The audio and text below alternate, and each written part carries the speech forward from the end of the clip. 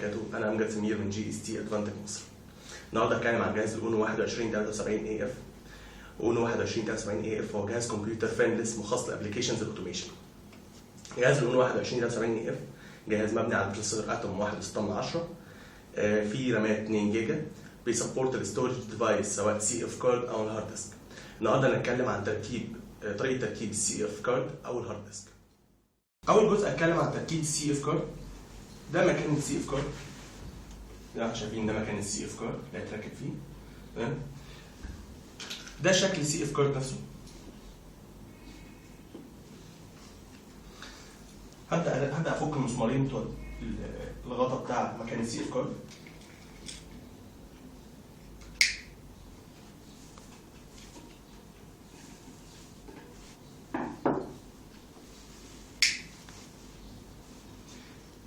كده انا شلت الغطا. هيظهر مكان الCF كارد اللي هيتركب فيه. هركب CF كارد بالشكل ده.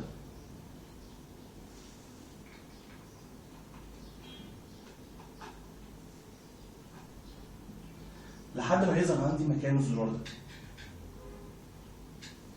الزرار ده وظيفته ان لما احب اخرج الCF كارد ادوس عليه هيخرج الCF كارد. نفس المكان ده هو مكان البروز اللي خارج في الغطا. هركب فيه برضه بنفس المسمارين اللي كانوا موجودين.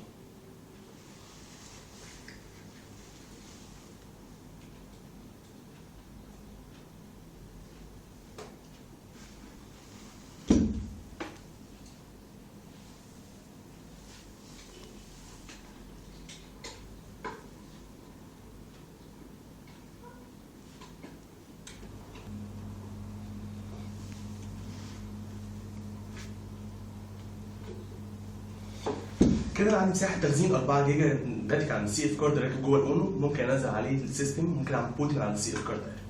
لو الابلكيشن بتاعي هيستوعب تركيب هارد ديسك وهيكون وجود هارد ديسك مش هيكون خطر او مش هيكون في ضرر على الهارد ديسك نفسه من الابلكيشن، ممكن اركب هارد ديسك من نوع ساتا ويكون مقاس 2.5 بوصه. شوف دلوقتي ازاي بتركب. اول حاجه بعملها اني افك المسامير موجوده في ظهر جهاز الاونو.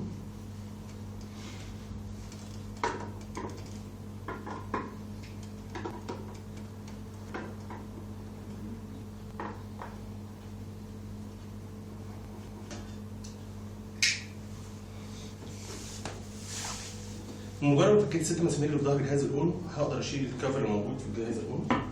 هلاقي فيه مكان الهارد ديسك هيكون باين.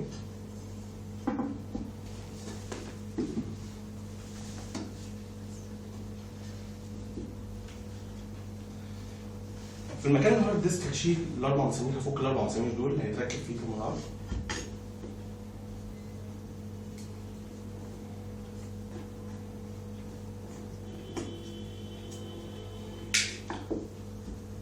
هنلاحظ وجود 4 تشوك ابزورفر رابر، وظيفتهم ان هم يزودوا احتماليه الهارد التشوك والفايبريشن.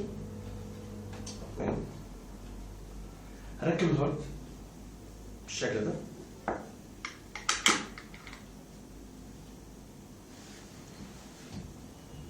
هيظهر لي في نفس مكان الكفر فيه 4 مسامير، ال4 اماكن موجودين جوه الهارد. هركب ال4 مسامير دول واللي هيكونوا موجودين مع جهاز الاونو تاتش سكرين.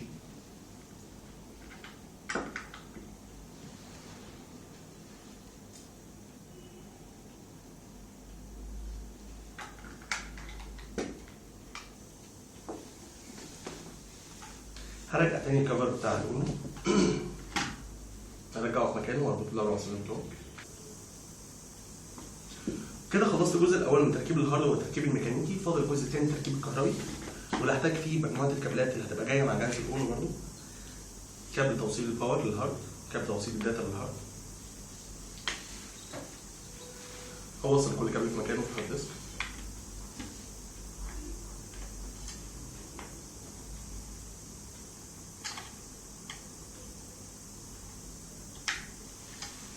تمام، زي ما احنا شايفين دلوقتي ركبت الكابلين، كابل باور وكابل الداتا. الجزء اللي بعده ان انا هوصل كل الكلام ده بجهاز الاونو. هنلاحظ في جهاز الاونو ده شكل جهاز الاونو من جوه ما فيهوش اي كابلات بخلاف كابلات الباور وكابلات الداتا الخاصه بالهارد.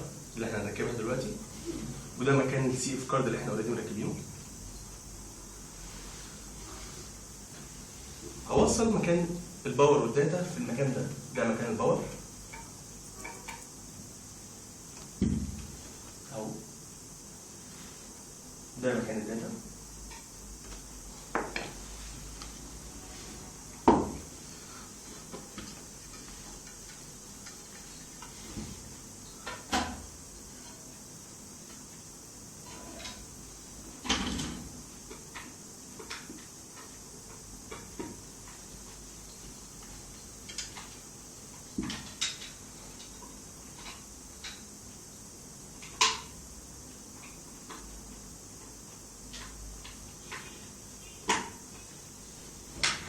كده ركبت كابل الباور في مكانه والداتا في مكانه.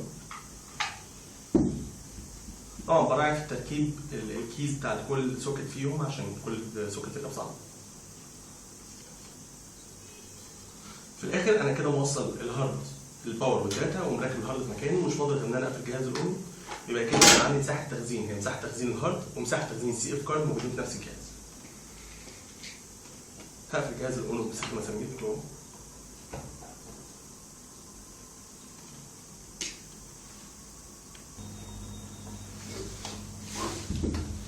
انا كده خلصت تركيب سي اف كارد وتركيب الهارد ديسك في جهاز الاون.